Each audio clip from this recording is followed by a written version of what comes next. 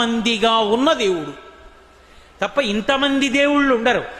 ఆయనే పరమభాగవతోత్తములైన వారి కోసమని దిగి వస్తాడు. ఒక ఆయన తపస్సు చేస్తాడు, ఈశ్వరా మిమ్మల్ని గుర్రంగా చూడాలనుంది, హైగ్రీవుడిగా వస్తాడు. హే భగవన్ మిమ్మల్ని నందిముఖంతో చూడాలనుంది, నందీశ్వరుడిగా వస్తాడు. హే భగవన్ మిమ్మల్ని మనుష్యుడిగా చూడాలనుంది, రామచంద్ర ప్రభువుగా వస్తాడు. హే భగవన్ మిమ్మల్ని ఒక క్షత్రియుడిగా ఉగ్రంగా గడ్రగొడ్డలి పట్టుకు తిరుగుతుంటే చూడాలనుంది, పరశురాముడిగా వస్తాడు. పరమభాగవతోత్తములైనటువంటి వాళ్ళ కోరిక తీర్చడానికి, వాళ్ళకి కనపడడానికి ఒక రూపము దాల్చి కిందకొస్తాను. ఇలా వచ్చినటువంటి విష్ణువు యొక్క అవతారములలో 21 అవతారములను ఉన్నాయి, 21 అవతారములు. వాటిని స్మరిస్తే చాలు, వాటిని ఒక్కసారి జ్ఞాపకానికి తెచ్చుకుంటే చాలు.